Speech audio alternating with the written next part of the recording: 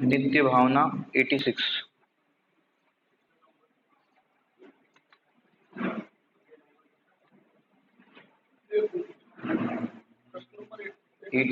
प्रश्न नंबर 86।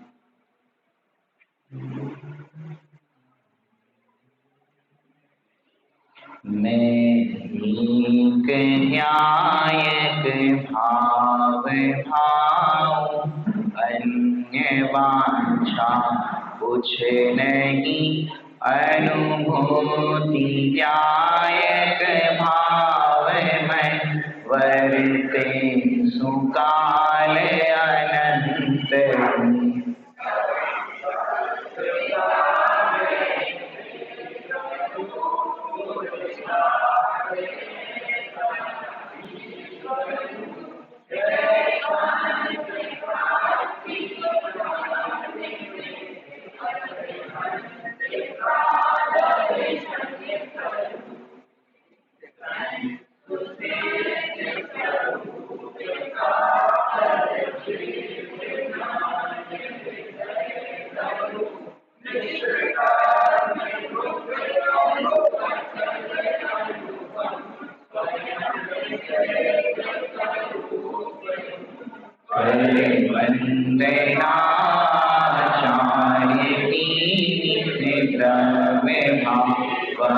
भाव से निरंत निशा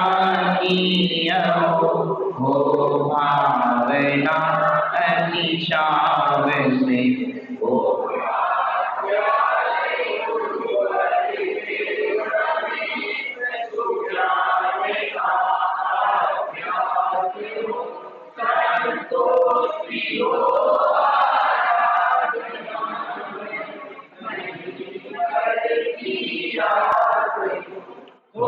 साधु जन की संगति अरो असंग पदनी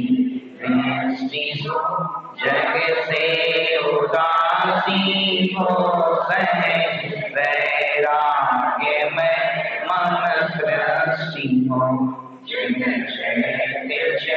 चैत्यालय अकृत्रिम कृत्रिम अति भार अशरण जगत में शरण सुखमय ये प्रभु दर्शारण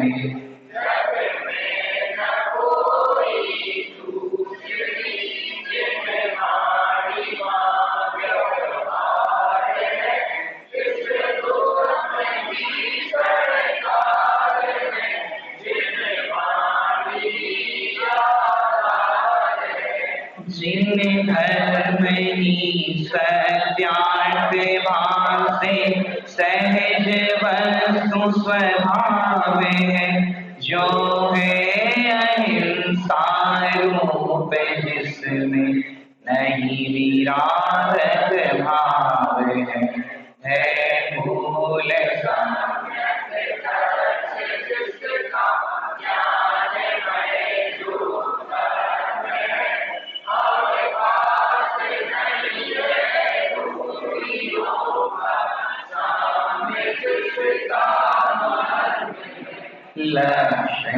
कहे दश धर्म के सबही को मंगल रूप है व्याधि उपाधि नहीं जिनमें सहज आत्म स्वरूप है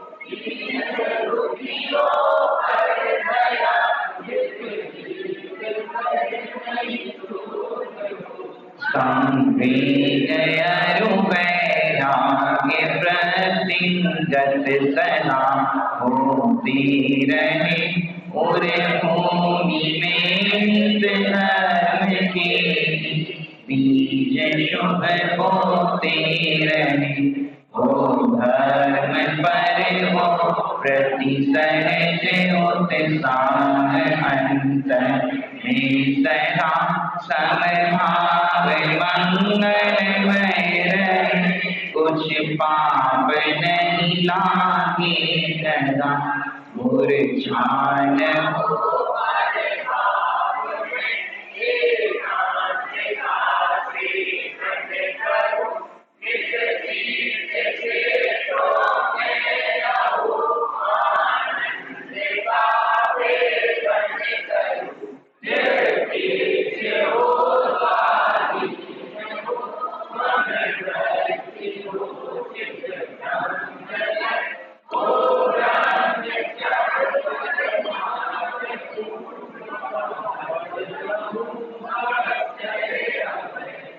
जिनवाणी यथा योग्य स्थान पर विराजमान करें।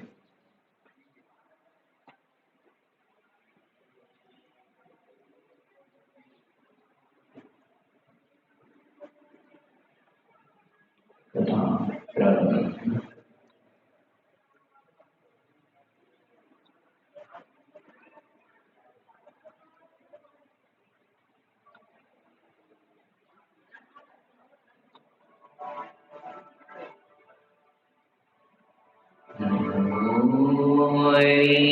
हंताणं नमो सिद्धाणं नमो आय्याणं नमो ज्ञायाणं नमो योगे सवसम्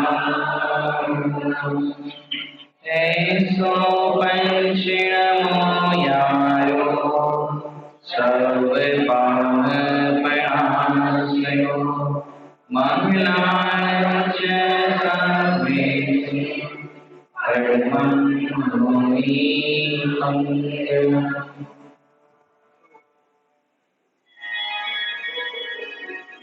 शंकाएं समस्याएं बाहर में है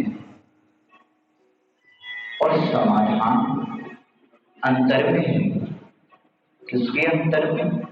गुरुओं के अंतर में। गुरुओं के पास जाओगे तो आपको समाधान मिलेगा, और गुरुओं के पास जो जाता है कैसी भी उलझनों में उलझा हो, वो उलझन सुलझ जाती है। जब तक हम गुरुओं के पास नहीं जाते, उनके समीप नहीं जाते, तब तक सोचते रहते हैं आखिर मेरे साथ ऐसा क्यों होता है। और ऐसे आश्चर्यकारी घटनाएं सभी के जीवन में कुछ ना कुछ देखने मिलती है। समाधान देखा जाए जिनवाणी के अंदर है, गुरुओं के हृदय में है। यदि तू भगवंतों से दूर गया तो तेरा जीवन शंकाओं में बीता जाएगा, और भगवंतों के सन्मुख तेरी दृष्टि हुई गुरुओं के उपदेश, तेरा मन संतुष्ट हुआ। स्वाध्याय सभा में फोन आदि का प्रयोग नहीं करना चाहिए। यदि आप राष्ट्रपति भवन में बैठे हो तो क्या वहां पर फोन यूज करोगे? ये तो जिनवाणी माता का दरबार है। जो भी विकल्प है वो पहले ही बाहर की शांत करके आनी चाहिए। यदि यहाँ आकर के भी विकल्प करोगे तो अपने विकल्पों को शांत काम करोगे। और धन्य कुमार मुनिराज को देख करके प्रसन्न हो गया, और उसने मुनिराज के दर्शन किए थे और प्रसन्न होकर के उनका उपदेश भी सुना। और उपदेश को सुनकर के ऐसी परिणति में उसकी भावना जगी। ऐसा विकल्प जो काफी दिनों से उसे चल रहा था, आखिर ये संपदाएं मुझे क्यों प्राप्त होती है, ये संपदाएं मुझे क्यों मिलती है, पुण्य के योग से चक्रवर्ती आदि को भी संपदाएं प्राप्त होती है। उससे भी अनंत होने पुण्य से वीतरागी देव शास्त्र गुरु का समागम प्राप्त होता है। धन्य कुमार विचार रहा था, मेरा ये पुण्य का उदय कब से चल रहा है, बचपन से देखते आया। मुनिराज मिले तो मानो उसकी चिंता ही दूर हो गई। श्री रामचंद्र जी अयोध्या के वैभव को भले ही छोड़ करके गए, भले ही वो वैभव छूट गया था, वो तो बाहर का वैभव था, जड़ वैभव था, लेकिन जब जंगल में दिगंबर मुनिराजों के दर्शन का योग बना, तो जंगल में मुनिराजों के दर्शन के योग से वो तो महान अपने आप को वैभवशाली अनुभव करते हैं कि हम राजभवन में भी दिगंबर मुनिराजों का पढ़गान करते थे, उनका उपदेश सुनने का अवसर प्राप्त होता था। आज जंगल के अंदर भी प्राप्त हो रहा है। यहाँ पर भले ही वापी कामिनी के भाइयों ने पटक दिया था, लेकिन वो उस प्रसंग में पॉजिटिव सोचता है। आप लोग हर प्रसंग में नेगेटिव सोचते हो, लेकिन ये ज्ञानियों की दृष्टि या जिसकी बली होनहार होती है, वो हर प्रसंग में पॉजिटिव सोचते हैं। उसने सोचा, यदि मेरे भाइयों ने मुझे वापिका में नहीं पटका होता और ऐसी मेरी दशा नहीं की होती, तो आज मुझे दिगंबर मुनिराज का योग कहां से बनता। मैं तो अपने धन वैभव आदि में ही रहता और जो दर्शन आदि पूजन पाठ करता वही योग बनता। यदि वापिका में पटका तो आज मुझे दर्शन का योग मिला। ऐसा वो पॉजिटिव सोचता है। अरे ऐसा पुण्य का उदय हमें नहीं चाहिए जिससे हमारी मति विभ्रम होती है। मति विभ्रम होती है तो पाप करता है, पाप करता है तो दुर्गति मिलती है। ऐसे बाहर की संपदा वालों को, पुण्य के उदय को ज्ञानी सोचते हैं कि अरे इससे तो अच्छा है हमारे पास ऐसा पुण्य का उदय ही ना हो कि जिससे हमारी मति बिगड़ जाए, पाप हो, पाप से दुर्गति हो। ऐसा पुण्य का उदय हमें नहीं चाहिए। और फिर क्या हुआ, वहां पर धन्य कुमार मुनिराज के चरणों में नतमस्तक हुआ और मुनिराज ने उसे पूरा वृतांत सुनाया। और पूरा वृतांत सुनने के बाद वो मुनिराज का गुणगान करता है, प्रभु आप तो अंतर्यामी हो, आपने मेरे ये पुण्य का उदय बार बार क्यों आता है, इतनी संपदाएं क्यों प्राप्त होती है, इसका रहस्य बताया। पूर्व में मैंने विराधना की, इसका भी आपने फल बताया। लेकिन प्रभु अब तो मुझे ये बाहर के संसार के वैभव किंचित मात्र भी विश्वास करने लायक नहीं लगते। मुझे तो सच में आप जैसी दशा ही प्राप्त करने की भावना होती है, लेकिन अभी मेरा पुरुषार्थ इतना नहीं उपड़ पा रहा कि मैं आप जैसी दशा को प्राप्त करूं।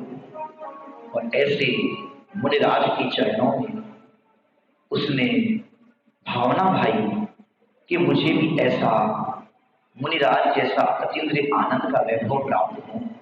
और फिर क्या होता है, वहां से वो राजगृह की ओर बढ़ता है। राजगृह नगरी के अंदर एक राजा राज्य करता था। उस राजा का नाम था राजा श्रेणिक। क्या नाम था? राजा श्रेणिक। और फिर उस नगर में प्रवेश करने के बाद वो कहां पर पहुंचते हैं? राजगृह के सूखे बाग में ठहरा उनको पाते, राजगृह के बाग में ठहरा उनको पाते, धन्य कुमार का मंगलकारी चरित सुनाते हैं, सुनो जी।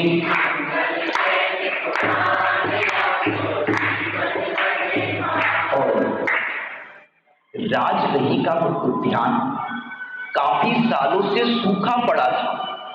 बाग तो था लेकिन सूखा बाग था। बावड़िया भी सूखी हुई थी, पानी की एक बूंद नहीं थी उस बावड़ी के अंदर।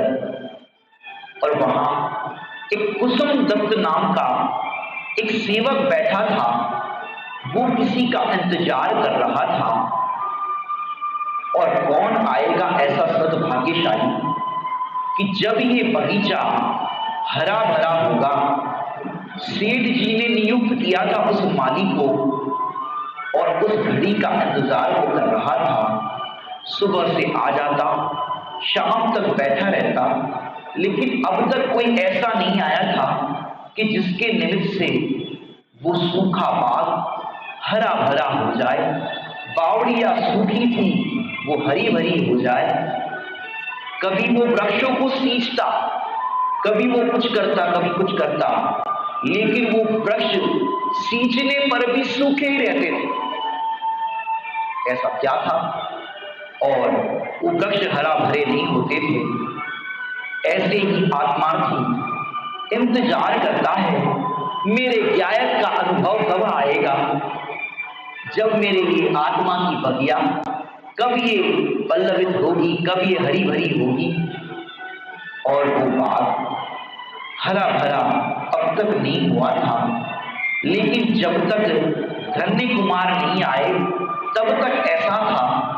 लेकिन जब कार्य की योग्यता होने योग्य होती है तभी वो कार्य होता है।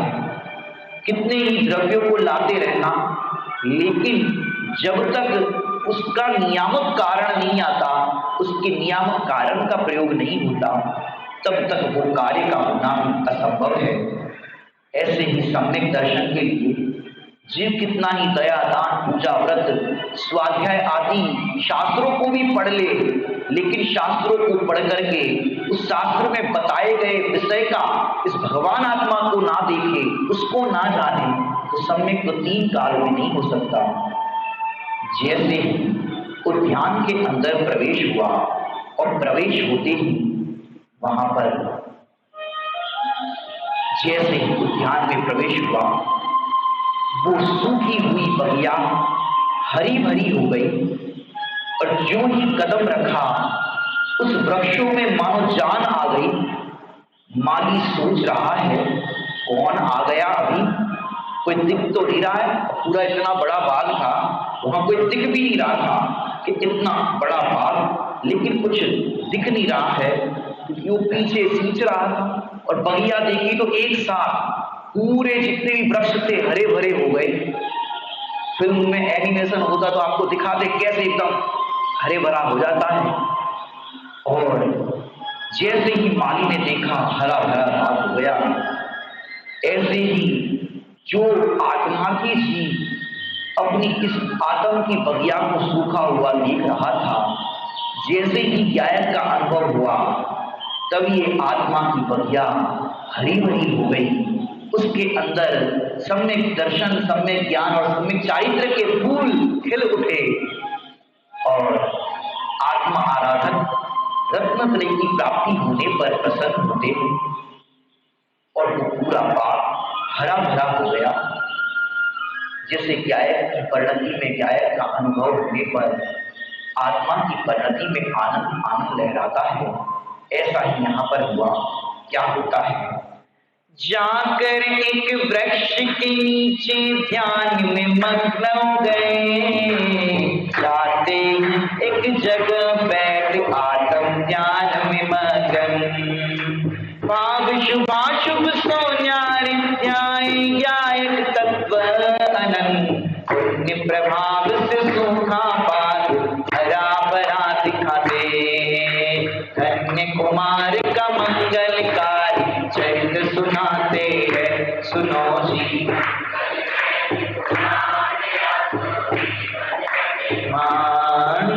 जो चैतन्य तत्व की आते सुखा पर्याय उद्यान, लहरा उठा अनंत गुणमय मंगलमय उद्यान। और उस समय वहां के माली ने दौड़ लगाई, तब तक श्रेष्ठी वहां पर पहुंचे कि आज हमारे दिन आ गए, जिसकी हम प्रतीक्षा कर रहे थे वो हमारे बाग में प्रवेश कर चुका है। सेठ जी को ये खबर मिली कि जिसके निमित्त से ये बाग हरा भरा होगा वही हमारी पुत्री का स्वामी होगा। देखो कैसे निमित्त नैमित्तिक संबंध होते थे। मुनिराज ने बताया होगा किसी निमित्त ज्ञानी ने कि आपका जो बाग सूखा हुआ है, जिस किसी के भी निमित्त से ये हरा भरा होगा वो आपकी पुत्री का स्वामी होगा। अब सेठ जी इतने धनवान थे, क्या कमी थी। और क्या होता है, सेठ कुसुम दत्त स्वागत करते दिखाते हैं, धन्य कुमार का मंगलकार चरित सुनाते हैं। सुनो जी।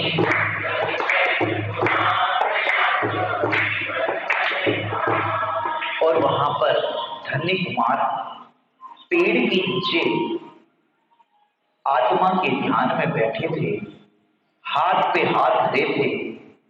सेठ हाथ जोड़ रहे थे और धन्य कुमार ने हाथ पे हाथ धरे थे।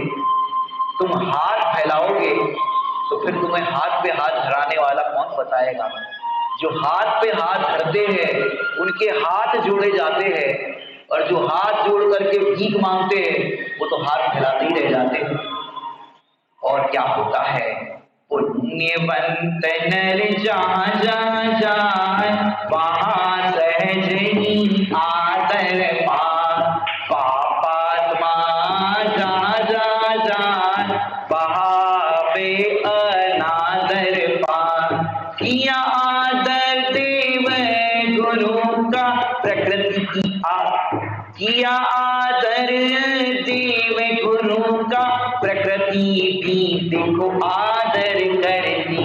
देखा आपने, पुण्यवंत जहां जहां जाते हैं वहां आदर को प्राप्त होते हैं, और पाप आत्मा जहां जहां जाते हैं, आपने देखा होगा कभी कभी पहली बार किसी को देखते हो, मिलते हो ट्रेन में, कहीं सफर में, किसी को देख करके गुस्सा आ जाता है, किसी को देख करके प्रसन्नता होती। और ऐसा क्यों होता है, सबके अपने अपने कर्मों का हिसाब है। किसी को देख करके गुस्सा आता है, किसी को देख करके प्रेम उमड़ता है, ये सब नाना प्रकार के भाव होते हैं। और यहाँ कुसुम दत्त सेठ काफी समय से इंतजार कर रहा था कि ये मेरी बगिया सूखी है तो हरी भरी कब होगी। जिसने देव शास्त्र गुरु का सम्मान किया, आदर किया, बहुमान किया, उसका प्रकृति भी सम्मान करती है, आदर करती है, और वो वृक्ष हरे भरे हो गए। और फिर उससे निवेदन किया, और उसके पास एक फूटी कौड़ी नहीं है, किसके पास, धन्य कुमार के पास। बताओ ऐसा कोई व्यक्ति हो उसको अपनी पुत्री का विवाह कराओगे, तो कछु है तो नहीं। कितना पैकेज है, कितना कमाते हो। अब कोई कहे मैं रोज मंदिर जाता हूँ, चैत्यालय जाता हूँ, अपने ममल पाहुड़ पढ़ता हूँ, ये करता हूँ, बाजार का नहीं खाता, रात्रि भोजन नहीं करता, अंशना पानी प्रयोग नहीं करता। बताओ कौन ऐसे लड़के को लड़की देगा। या आजकल का जमाना है, बाजार का खाना चाहिए, रात्रि भोजन करना चाहिए। तो तुम्हारी बिटिया क्या करेगी, मौज शौक तो कर ही नहीं पाएगी। माने आप कैसा चाहते हो बिटिया के लिए पति, पाप आत्मा, जो वो भी नरक जाए और बिटिया को भी नरक ले जाए। अब ऐसे पापात्मा से जो विषय कसाय में लगाए, वैसे से शादी कराओगे तो बताओ क्या होगा। भाई दोनों 10 बजे उठे, आजकल कुंडली ऐसे मिलती है कि तुम कितने बजे उठते हो, वो कहे 10 बजे, हम भी 10 बजे उठते हैं, एक गुण मिल गया। तुम क्या करते हो कि हम बर्गर खाते हैं, पिज्जा खाते हैं, फिर क्या बोलते, मोमोज खाते हैं, बोले हम भी खाते हैं, 2 गुण मिल गए। तुम्हें क्या पसंद है, ये पसंद है, अब ऐसे गुण मिल जाते। पुराने जमाने में धर्मात्माओं के गुण कैसे मिलते थे, जब परिचय होता था ये तो दिगंबर मुनिराजों के भक्त है, स्वाध्याय करते हैं, प्रतिदिन प्रसाद पूजन करते हैं, शुद्ध भोजन करते हैं, और दिन रात आत्मा की चर्चा करते हैं। बोले ऐसे है, बोले ऐसे वर तो मेरी पुत्री के लिए योग्य। ऐसा होता है। और आजकल तो कैसा, आज ऐसा योग्य मिले तो बोलेंगे हमारी पुत्री के लिए अयोग्य है। धर्मात्मा है तो अयोग्य है, रात्रि में भोजन नहीं करता, ऐसा नहीं करता। पुत्रियां भी धर्मात्मा होती है, ऐसा नहीं है, अब उनके लिए वैसे मिलते नहीं, फिर तमाम समस्याएं उत्पन्न होती हैं। और फिर निवेदन किया कि मेरी पुत्री के साथ आप विवाह करो। बोले हमारे पास कछु नहीं है। बोले आप चिंता मत करो, हम हैं, आपकी सारी व्यवस्था हो जाएगी। उसके निमित्त से ही सारा होना था। और फिर पुत्री विवाह की योजना फिर श्रेष्ठी बनाते हैं, धन्य कुमार का मंगलकारी चरित सुनाते हैं। सुनो जी।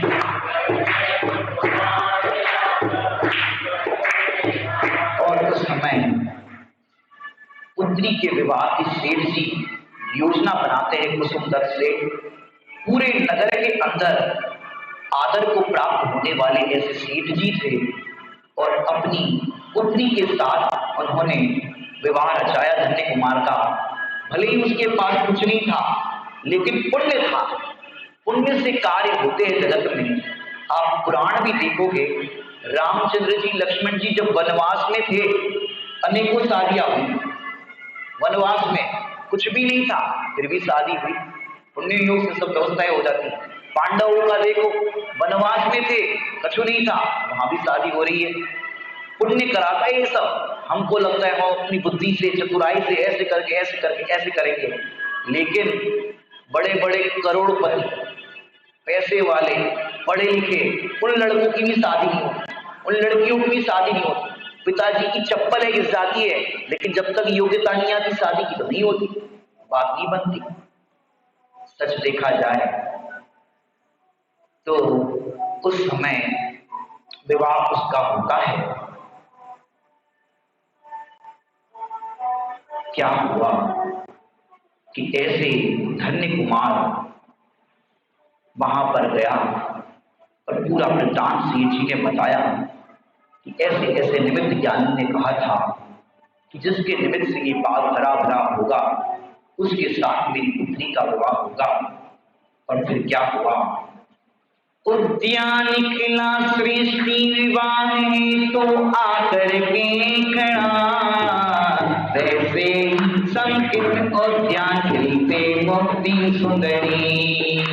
ले गया निज गृह सब जन देखो स्वागत करते हैं, धन्य कुमार का मंगलकारी चरित सुनाते हैं। सुनो जी।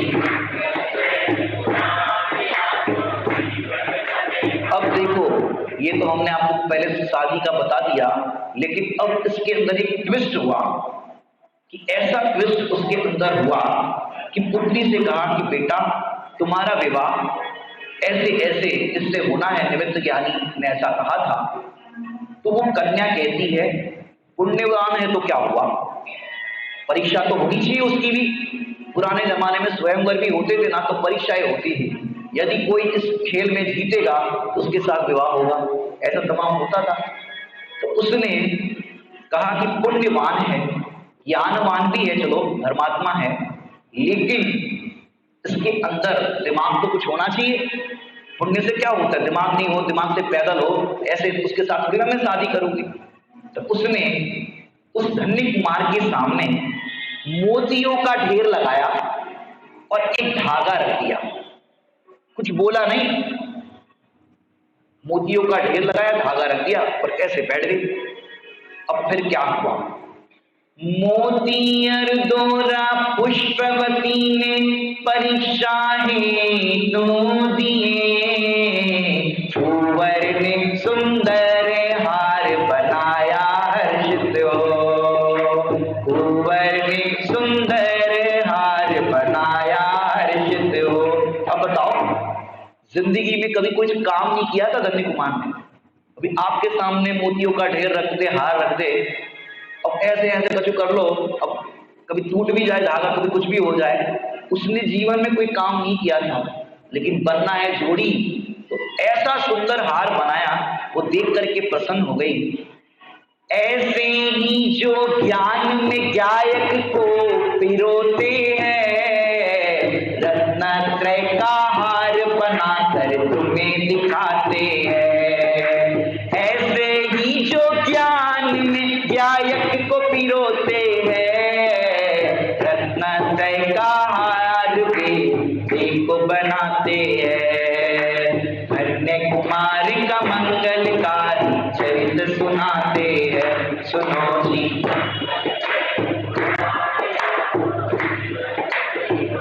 कुसुमदत्त सेठ की पुत्री का नाम पुष्पवती था। पुष्पवती ने वो हार देख करके प्रसन्न हुई, वरन या उसका जैसे ज्ञान में गायक पिरोया तो मुक्ति सुंदरी वर्ण करने को आती है। पुष्पवती वरमाला लेकर के आती तो कुमार शील की मर्यादा में बैठे हैं, कन्या की तरफ देखा तक नहीं।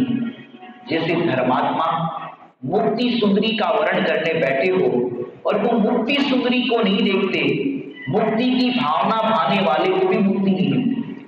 भावना एक अलग चीज है, लेकिन मुझे मुक्ति हो जाए, मोक्ष हो जाए, मोक्ष हो जाए, पर्याय के लक्ष्य वाले को भी मुक्ति नहीं होती। और क्या हुआ, पुष्पवती ने निज सखी गुणवती को वह दिखाया, कुमार ने सद्गुणों के, फिर से पुष्पवती ने निज सखी गुणवती को वह दिखाया, कुमार के सद्गुणों ने उसको भी रिझाया, कुमार के सद्गुणों ने उसको भी रिझाया। और उस समय क्या हुआ, उसकी एक सखी थी, उस सखी को बताया कि ये मेरे स्वामी, इंट्रोडक्शन करते आप लोग ऐसे, आजकल तो दिस इज माय हस्बैंड ऐसे ऐसे करते सब। हाँ, हस्बैंड का भी हबी हो गया, पता नहीं और कितना क्या करेंगे। और श्रेणिक राजा उस टाइम पे राजा श्रेणिक की पुत्री गुणवती इसकी सखी थी। पुष्पवती कुसुमदत्त सेठ की पुत्री थी और राजा श्रेणिक की पुत्री थी, उसका नाम था गुणवती। और ये दोनों फ्रेंड थे आपस में, तो दोनों फ्रेंड थे। तो वो हार लेकर के गई और वो धन्य कुमार ने बनाया ऐसा बताया, तो वो भी रीझ गई उस पर। और वो भी कवारी थी, उसकी भी शादी नहीं हुई थी। अरे मेरी सखी का विवाह इसके साथ हुआ, तो वो भी उस पर रीझ गई। क्या हुआ, उसके गुणों पर रीझी, रूप पर नहीं, बाहर की संपदाओं पर कि बाहर के उस पर नहीं, उसके गुणों पर रीझी। उसकी चर्चा अपन कल वाले सेशन में थोड़ी करेंगे, क्या क्या होता है गुण, गुण क्या होते हैं, याद करना मुझे। ज्यों सुंदर परिणतियां सभी देख ज्ञानी तेरी जीती है, धन्य कुमार का मंगलकारी चरित सुनाते हैं, सुनो जी।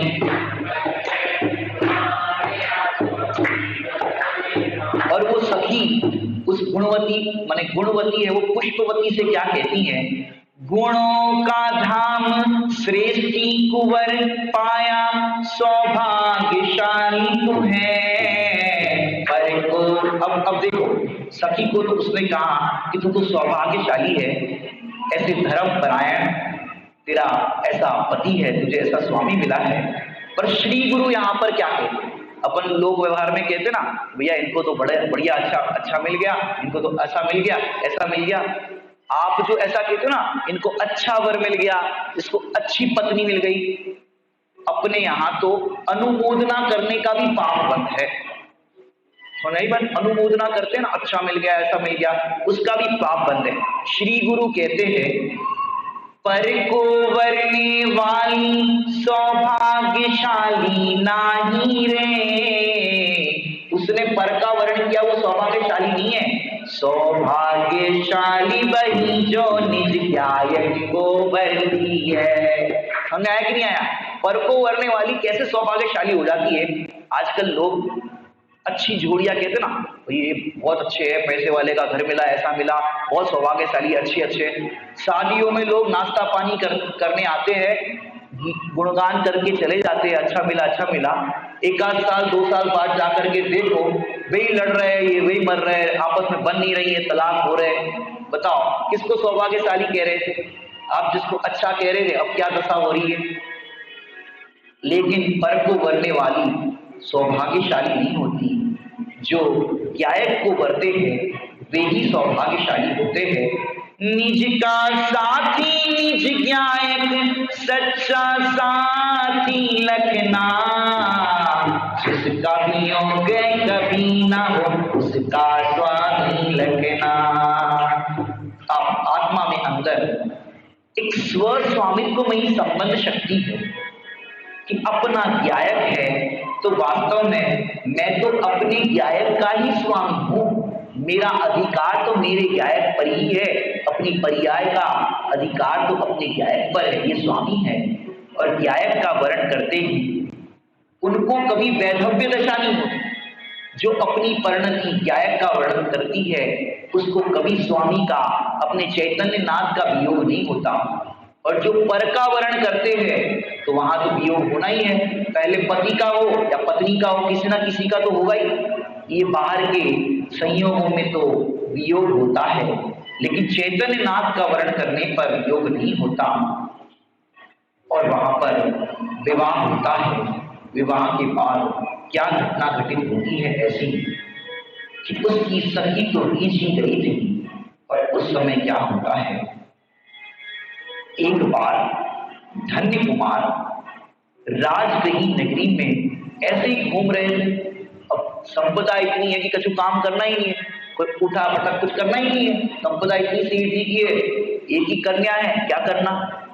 और फिर क्या हुआ, घूम रहे थे, घूमते घूमते वे एक शाली भद्र नाम के सेठ जी की दुकान थी। उस सेठ जी की दुकान पर जाकर के बैठते हैं। ऐसा आजकल नहीं रहता है, बैठने के लिए स्थान होता है। तो शाली भद्र की दुकान पर आकर के बैठते हैं।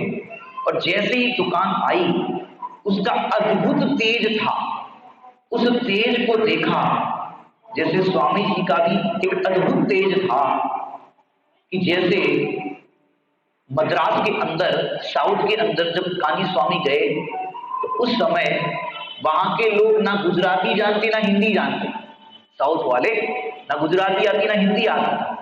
पंच कल्याणक होना था।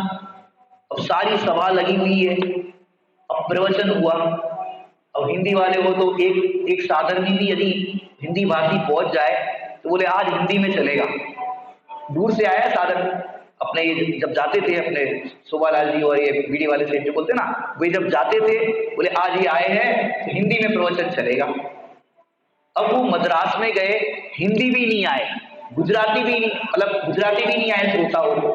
लेकिन पंच कल्याणक के पांडाल में जब उन्होंने शुरू किया, भगवान आत्मा, जब उन्होंने ऐसा शुरू किया, सब पिन ड्रॉप साइलेंस ऐसे हाथ जोड़ करके सुन रहे थे।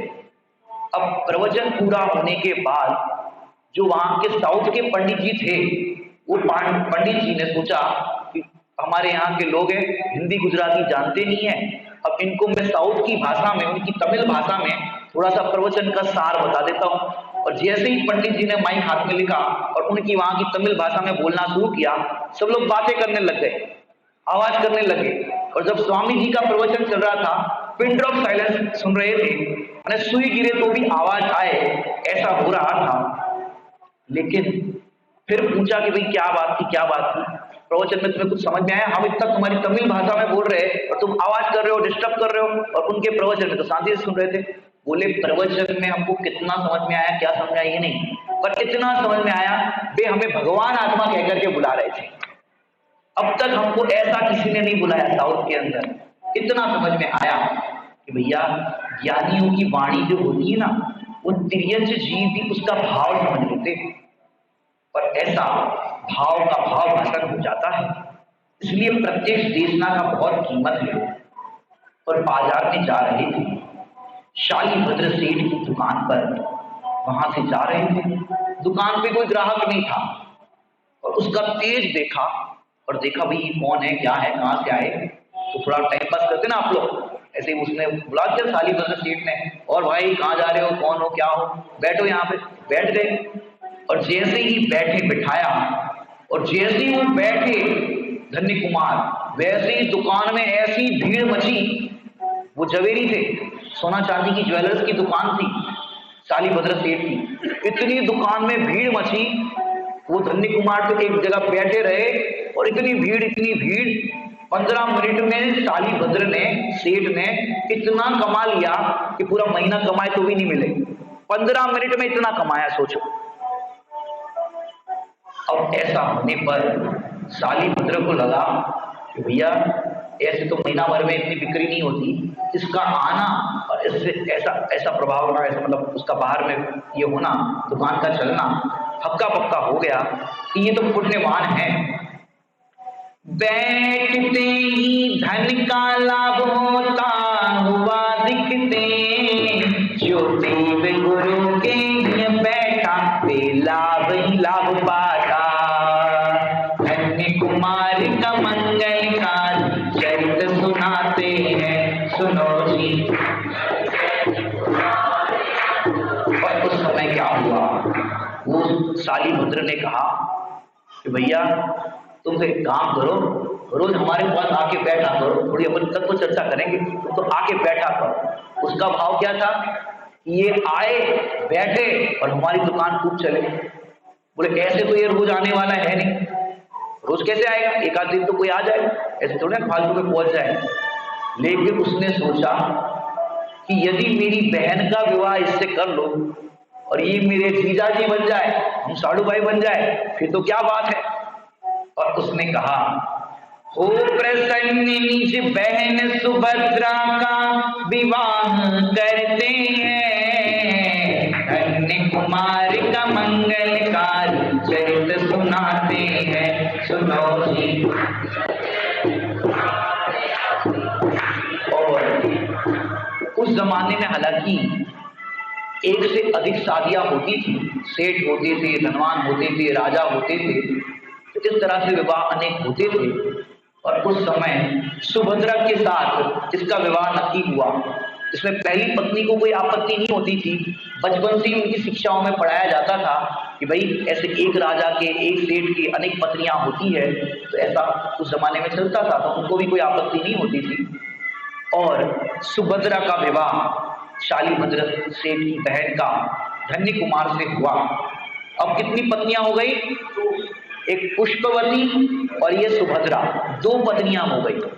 और फिर एक बार क्या हुआ, अब दो दो पत्नियां हो गई, या तो एक से भी परेशान। और वहां पर क्या हुआ, एक बार राजा श्रेणी की जो पुत्री थी गुणवती, उसको दुखी देखा तो श्रेणिक राजा ने पूछा, गुणवती तुम दुखी क्यों हो। उसने कहा, जैसे भी उसने बताया हो, बहुत पूछा हो, बताया हो, माँ को बताया, कैसे बताया वो बताया, और पता चला कि उसको विवाह करना है तो धन्य कुमार से करना है और किसी से वो करेगी नहीं। उसने कहा कि मेरे हृदय में तो धन्य कुमार ही है, उसके अलावा और मैं किसी से विवाह नहीं करूंगी। आचार्य महाराज ने कहा, अगर कन्या के हृदय में जिसका वर्ण वो कर ले, अब तो वो ही मेरे स्वामी है, इसके अलावा कोई नहीं है। ऐसी पवित्र परंपरा उस जमाने में चलती थी। तुम्हारे टाइम पे तो एक आध महीना बात करी, शादी के लिए बात चलती है, पहले हम बात करेंगे समझेंगे, एक आध महीना बात करी नहीं समझ में आया रिजेक्ट, फिर किसी से बात करी फिर रिजेक्ट, फिर किसी से बात करी रिजेक्ट, कितने रिजेक्ट हो जाते। अगर तुमने गायक भगवान आत्मा का सिलेक्ट किया होता तो तुम्हें जगत में कोई रिजेक्ट करने वाला मिलता ही नहीं। तुम एक को सिलेक्ट करो, एक को सिलेक्ट करने वाले की दशा देखो पुराणों में, उसको हर कोई सिलेक्ट करने तैयार है। और यहाँ पर जैसे आपने देखा होगा, नेमी कुमार के साथ राजुल का विवाह नक्की हुआ था, शादी भी नहीं हुई थी, और नेमी ने रथ मुंडवायो, जन को अचरज आयो। लेकिन जब पिताजी ने, परिवारजन ने राजुल से आग्रह किया कि अभी थोड़ी ना शादी हुई है, बोले मेरे मन मंदिर के अंदर तो नेमी कुमार ही बसे हैं, अब मैं किसी और से दूसरी शादी नहीं करूंगी। और उन्होंने भी आर्य का व्रत अंगीकार किए थे। तो ये हमारी परंपरा है, इसको समझना चाहिए। और गुणवती ने तो कह दिया, यदि विवाह करूंगी तो धन्य कुमार से, नहीं तो मैं धर्म साधना करूंगी, विवाह नहीं करूंगी, धर्म साधना करूंगी। और धन्य कुमार विवाह करेंगे तो ही वो वर्ण करेगी। लेकिन क्या हुआ कि वहां पर उसने तो बात कर ली, श्रेणिक राजा तो तैयार हो गए कि भाई ठीक है, पुत्री को अगर करना है तैयार हो गए। लेकिन क्या हुआ, उसकी सखी है गुणवती, पुष्पवती की सखी है। बोला कि तेरी सखी के वो स्वामी है, उससे तू विवाह करना चाहती है, एक बार उससे पूछ तो सही, उसको कोई आपत्ति तो नहीं। महाराज, ऐसा प्रसंग बना था कि उस कुमार के मन में जो बात आई थी ना, पुष्पवती से पूछा, बेटा ये पुत्री क्यों दुखी है? तो जब उसको पता चला, अपनी सखी को भी, कि भाई उसके मन में कुमार है, और फिर उस टाइम क्या होता है, राजा शरीक ने अपने पुत्रों को बुलाया। पुत्री की बात तो पता चलती, पुत्रों को बुलाया, क्योंकि घर में कोई निर्णय लेना हो तो सारे मेंबरों की सहमति चाहिए, सबका अपना अपना विचार चाहिए, विचार विमर्श करके करते हैं। और उस समय पुत्री की दुखी अवस्था को देख करके राजा शरीक ने अपने पुत्रों को बुलाया और पूरा वृतांत सुनाया। उसने कहा कि भले ही वह सेठ के वहां पर है, सेठ की पुत्री के साथ विवाह हुआ है, बहुत धनवान है, प्रसिद्धि भी बहुत सुनी है कि ये पुण्यवान है, लेकिन हम ऐसे को अपनी बहन नहीं देंगे। पुण्यवान है, धनवान है, पुण्य का उदय आज है कल नहीं, इससे क्या होता है? हम राजा है और राजा अपनी बहन का विवाह कराएंगे तो योद्धा होना चाहिए, बाहर में उसका कुछ होना चाहिए इस तरह से। तो सब भाइयों ने कहा कि हम अपनी बहन का विवाह उस सेठ जी की वहां पर जो पुष्पवती का स्वामी है उसके साथ नहीं करेंगे। हम तो पुण्यशाली तब माने कि जब वो हमारी परीक्षा में उत्तीर्ण हो। और उस समय उसने कहा कि हमारी परीक्षा में उत्तीर्ण होना चाहिए। अब बोले, क्या है तुम्हारी परीक्षा? राजा शरणिक को बताया। बोले, राजकुमार हम तो परीक्षा लेते हैं, धन्य कुमार का मंगलकारी चरित सुनाते हैं, सुनो जी।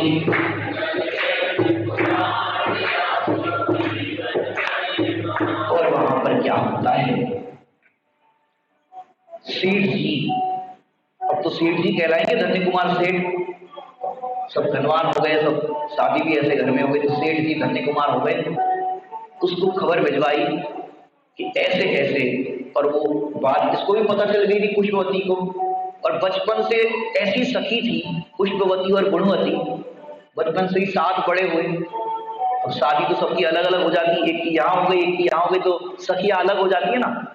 लेकिन उस जमाने में तो ऐसा था, तो उसको भी पता चल गया कि भाई अच्छी बात है, ये तो मेरी सखी मेरे साथ रहेगी, बचपन से ही साथ रहे हैं, आपस में कभी लड़ाई झगड़ा नहीं होता है, प्रेम पूर्वक साथ में रहते हैं, ये तो अच्छी बात है, दोनों बहनें हो जाएंगी, साथ में रहेगी, देरानी जेठानी नहीं, साथ में ऐसी बहनें हो जाएगी। लेकिन जब पता चला कि ऐसे ऐसे इस गुणवती के भाइयों ने परीक्षा करने की बात कही है और कहा है कि ऐसे ऐसे परीक्षा लेंगे तो क्या होगा, तब कुंवर को भी ये बात पता चलती है कि ऐसा ऐसा होगा तो ही विवाह करेंगे। तो अब वो क्या बात थी, कि बात ये थी, उन्होंने पिताजी से कही बात, राक्षस गुफा में जाए जहां राक्षस जाति का देव है रहता। कहाँ जाना है? राक्षस की गुफा में जाना है, कि जहां पर राक्षस जाति का देव रहता है। और वो राक्षस गुफा में वो राक्षस जाति का देव ऐसा है कि अब तक जितने भी लोग उस गुफा के भीतर गए, आज तक कोई भी वहां से वापस नहीं आया। उस गुफा में ऐसी ऐसी आवाजें आती, कई लोग तो उल्टे पांव वापस आ गए, अंदर ही नहीं गए। लेकिन क्या होता है कि उस गुफा में जाने के लिए परीक्षा की कि यदि ये इस परीक्षा में उत्तीर्ण होगा तो मैं अपनी बहन का विवाह धन्य कुमार सेठ से कराऊंगा। ऐसी गुफा में जो जाए और वापस आए उसके साथ विवाह कराऊंगा। कुछ तो बचे कुचे लोग तो उस आवाज से ही बेहोश हो जाते थे उस गुफा में, और कुछ को तो वो राक्षस ही मार डालता था। ऐसे ही भैया हम भी मोह की गुफा में जाते रहते हैं, और इस मोह की गुफा में जो जाता है वो मारा जाएगा। इसलिए भैया इस मोह की गुफा से दूर रहना, क्योंकि ये जीव प्राप्त पर्याय में तन्मय हो जाता है और मोह की गुफा में जाकर के मारा जाता है। अब वहीं जाकर कुंवर आए तो जहाँ राक्षस जाति का देव रहता, वहीं जाकर कुंवर आए हम करे व्यवसाय, फिर बैन गुणवती का विवाह करेंगे, कन्या कुमार का मंगलकारी चरित सुनाते हैं, सुनो जी। और साथ ही भाइयों ने ऐसा भी कहा कि ऐसी बात नहीं है कि गुफा में जाए, वो बोले वो गुफा में पूरी रात्रि बिताए और सुबह वापस आए तो हम अपनी बहन का विवाह इसके साथ करेंगे। पूरे नगर के अंदर घोषणा कर दी कि ऐसी ऐसी बात है, आधा राज्य देंगे यदि रात्रि भर वहां बस आए, दिन में आदमी कांपे कैसे रात्रि में जाए, दिन में आदमी कांपे कैसे रात्रि में जाए। कि अज्ञानी दिन में भी कांपता था उस गुफा के नाम से, उस गुफा के आजू बाजू भी कोई फटकता नहीं था कि भैया उस आजू बाजू फटके और राक्षस ने अंदर खींच लिया तो सब लोग घबराते थे, डरते थे और घोषणा ऐसी कर दी क्योंकि सभी लोग जानते थे कि आज तक कोई भी गुफा में जो भी गया वापस नहीं आए, उसका लौटना असंभव सर्वथा हम तो समझते हैं, कन्या कुमार का मंगलकारी चरित सुनाते हैं, सुनो जी। और सामान्य घोषणा नहीं की, ऐसी घोषणा की जो पुराने जमाने में होती थी, सुनो सुनो सुनो नगरवासियों सुनो, जो कोई इस नगर के अंदर वीर है, जो कोई पुण्यशाली अपने को समझता है, ऐसा कोई हो तो रात्रि में जाकर के उस गुफा में रह करके आए, उसे आधा राज्य मिलेगा और हमारी बहन गुणवती का उसके साथ विवाह होगा। सुनो सुनो सुनो, ऐसी घोषणा कर दी। लेकिन क्या होता है, सुने घोषणा कुंवर जाने को तैयार हुआ, श्रीमंतों ने रोका पर प्रसन्न होकर गया, हानि लाभ जीवन मरण उदय अनुसार पाते हैं, कन्या कुमार का मंगलकारी चरित सुनाते हैं, सुनो जी।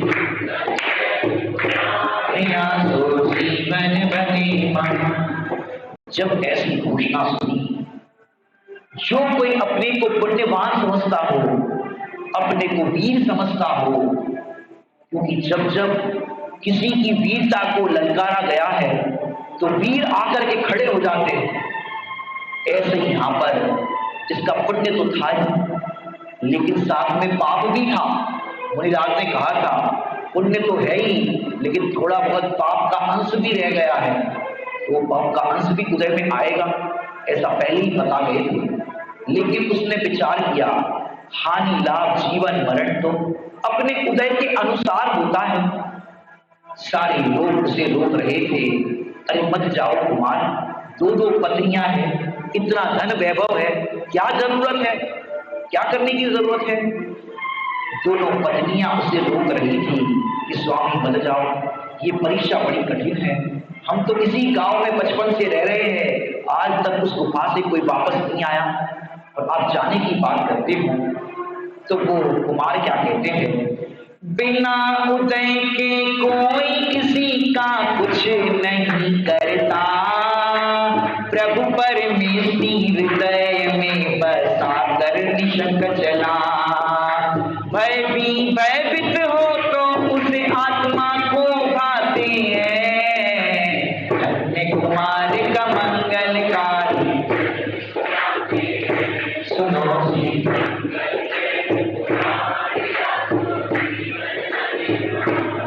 सोचो, ऐसी के सागर के अंदर होती तो कितने लोग तैयार होते हैं परीक्षा के अंदर भाग लेने के लिए। भैया रहने दो, शादी एक भी शादी किसी की नहीं हुई हो, वो भी सोचेगा इससे अच्छा कवारे भले मरना नहीं है। लेकिन दो दो शादी हो गई, लेकिन वो शादी के लिए नहीं, उसने कहा कौन वीर है, कौन पुण्यात्मा है। उसको तो अपना पुण्यात्मा तो था ही, वो पुण्य का उदय खूब साथ में चलता था। उसे देखना था कि मेरे पुण्य का उदय है कि नहीं। देखो आज पाप का उदय चल रहा है कि पुण्य का उदय चल रहा है। यदि आपको चेक करना हो ना पुण्य का उदय है कि पाप का उदय, बाजार से कोई फल ला करके देखना, खरीद करके लाना, खरबूज लेकर के आना, तरबूज लेकर के आना, कुछ लेकर के आना और घर आकर के बनाना। यदि अच्छा बनाया, अच्छा निकला तो समझना पुण्य का उदय, और खराब निकल रहा तो समझना पाप का उदय। अब बताओ, वो बेच रहा है बेचने वाला, अब बहुत सारे लोग वहां से खरबूज और ये सब फल लेके जाते हैं, किसी का अच्छा निकलता है, किसी का बुरा निकलता है। हम जाकर के उससे कंप्लेन करते, भैया कैसा माल दिया, बाहर से अच्छा दिख रहा है, एकदम दिखने में अट्रैक्टिव दिख रहा है फल, घर आकर के देखो तो नीरस निकल रहा है, उसमें कोई रस ही नहीं, टेस्ट ही नहीं। बड़े पंडित साहब से एक बार किसी ने पूछा, पंडित साहब आजकल फल देखा जाए तो बाजार में नीरस आ रहे, पहले क्या फल आते थे कितने मधुर स्वादिष्ट होते थे फल, आजकल नीरस फल आ रहे, सब पता नहीं ऐसे क्यों आ रहे। पंडित साहब बोले, तुमने पूजा नीरसता से की, दर्शन नीरसता से किए, स्वाध्याय नीरसता से की, तो उसके फल भी नीरस आ रहे। यदि सरसता से पूजन करते, सरसता से स्वाध्याय करते, सरसता से तुम्हारा आवश्यक का पालन होता तो फल भी उसके सरस आते।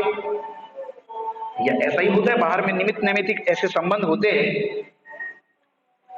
और उसने अपनी पत्नियों को धैर्य बढ़ाया कि तुम चिंता मत करो, क्योंकि जो होने योग्य होता है वही होता है।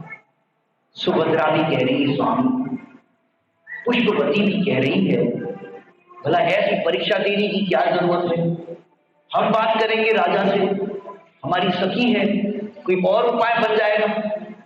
कुमार कह रहे हैं, अरे यदि यही उपाय है तो हम यही उपाय करेंगे, किसी अन्य उपाय की क्यों अपन लक्ष्य करें।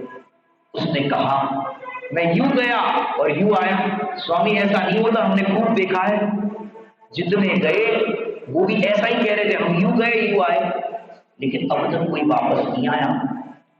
लेकिन ये तो किसी की बात सुनने को ही तैयार नहीं था, जो होगा देखा जाएगा। कई कई बार ऐसा भी होता है, कोई बच्चे बड़ों की बात नहीं सुनते, बड़ों के टोकने पर भी, जो काम पे टोक रहे ऐसा मत करो, फिर भी वैसा काम करते हैं। अक्सर देखा जाता है वो काम बिगड़ता है, और फिर कहते तुमने टोका इसलिए काम बिगड़ा, ऐसा कहते हैं। लेकिन एक कहावत भी है लोक में, जिन्होंने ना मानी बड़ों की सीख, ले कटोरा मांगे भीख। बड़ों की सीख नहीं मानो, बड़ों का अनुभव नहीं लो, तो उसके साथ बुराई होता है। सेठ जी भी मना कर रहे थे कुसुम दत्त, भैया रहने दो, अपने पास इतना वैभव है, दोनों पत्नियां सुंदर है, सब कुछ है, क्या जरूरत है तुम्हें, तीसरी शादी करनी है तो कोई और देख लेंगे, तुम्हें अगर शादी करनी है तो। बोले नहीं, उन्होंने कहा कोई पुण्यात्मा हो, धर्मात्मा हो, वीर हो, तो हम वीर है, वीर की संतान है, हम कैसे पीछे हट सकते हैं। अब मान रहे नहीं थे, धैर्य बताया सबको कि हम वापस आ जाएंगे, पुण्यवान है, धर्मात्मा है। उस सुभद्रा का भाई शालीभद्र भी बोला, वे हमारी दुकान पर ही आए थे, हमारी दुकान ऐसी चली 15 मिनट में 1 महीने की कमाई हो जाए उतनी चली, तो ये तो धनवान है ही। रात्रि के समय उस गुफा के अंदर उसका प्रवेश कराते हैं, लेकिन क्या होता है, अमावस्या की रात थी, आज भी अमावस्या है। भैया किसी को डर लग रहा हो तो थोड़ा सा धैर्य बांधना, नहीं डरना मत। अमावस्या की रात, अंधेरी रात थी। उस जमाने में स्ट्रीट लाइट भी नहीं थी, सड़क पर लाइट नहीं थी, ऐसा अंधेरा था। एक हाथ को दूसरा हाथ ना दिखे, ऐसे अंधेरे में वो जा रहा था और निशंक था और ऐसे निशंकता को लेके जा रहा था। और उस समय वहां पर हवाएं चल रही थी और ऐसी हवाएं, उस हवाओं को ऐसे सुनाई पड़ रही थी। वो राक्षस जाति का जो देव था वो नाना प्रकार से चेष्टाएं कर रहा था। जंगल का रास्ता तो डरावना था ही। उस गुफा के अंदर ही जैसे ही उसने प्रवेश किया, वो राक्षस जाति का देव नाना प्रकार की आवाजें करने लगा। किसने दुस्साहस किया इस गुफा में प्रवेश करने का? और उसने नाना प्रकार से विक्रिया दिखाई, हवाएं चलाई, लेकिन वो तो निशंक होकर के जा रहा था, वो घबरा नहीं रहा था। वह कन्याएं दुखी हो रही थी, लगता है हम दोनों विधवा हो जाएगी, मेरे स्वामी लौट करके नहीं आएंगे।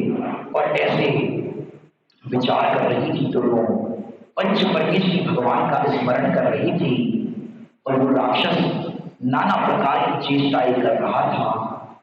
अब वो राक्षस, उसने विकराल अपना रूप बनाया और ऐसा विकराल रूप बनाया, और उस विकराल रूप को यदि आप लोग देखो तो घबरा जाओ।